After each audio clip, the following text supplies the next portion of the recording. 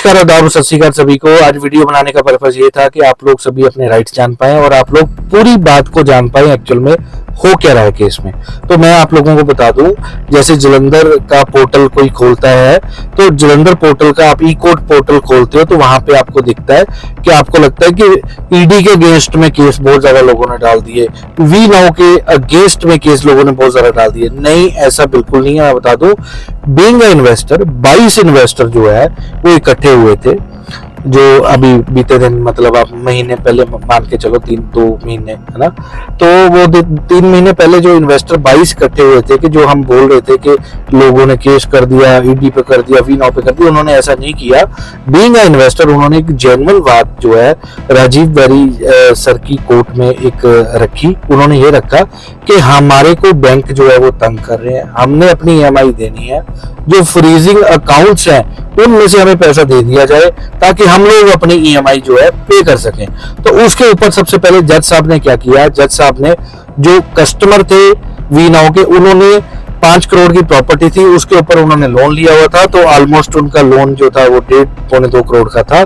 तो उसके ऊपर क्या जज साहब ने बोला, सबसे पहले जज साहब ने जो है पिरामिल को नोटिस दिया, क्योंकि वो जो कस्टमर थे उन्होंने लोन लिया था एनबीएफसी पिरामिल से।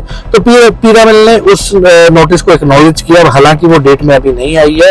उसके बाद एक नोटिस उन्होंने जो है ईडी के लॉयर पठानिया साहब को दिया, ताकि वो लोग भी कंफर्म ईडी के थ्रू भी कर पाए कि ये एक इन्वेस्टर है कि नहीं। क्योंकि जज साहब का सबसे पहले कदम होता है कि चीजों को वेरीफाई करना मतलब हाँ ये है कि नहीं। तभी उन्होंने पहले पिरामिल से किया कि इनका लोन चल रहा है कि नहीं चल रहा है। दूसरा उन्होंने किया इनका ईडी के साथ मतलब जो केस चल रहा है उसमें इनका पैसा इन्वेस्ट है कि नहीं, एज अ इन्वेस्टर ये वहां पे है कि नहीं।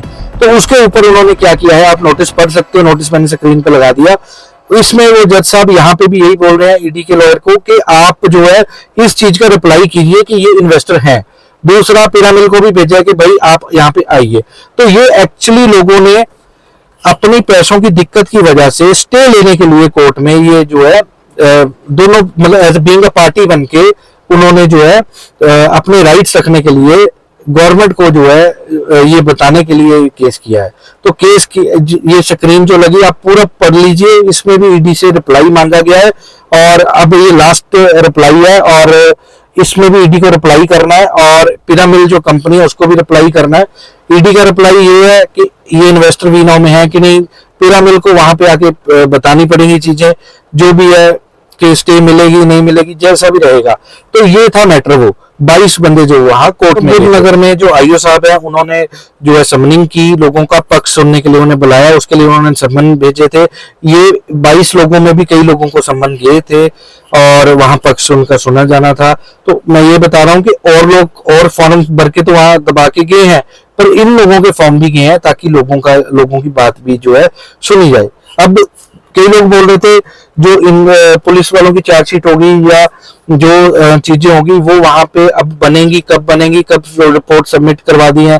तो देखो मैं एक चीज बता दूं, मुझे जो सुनने में आया कि फॉर्म सबमिट ऑलरेडी हो चुके हैं, वो आगे प्रणाली जो कानून के अकॉर्डिंग चलनी है उस अकॉर्डिंग चल गई है। और दिमागी मेंटली परेशान ना हो, कोई गलत स्टेप की ओर मत सोचो, रूल एंड रेगुलेशन और राइट्स को जानो भाई। कोई कुछ नहीं कर सकता अगर आपको आपके रूल पता है।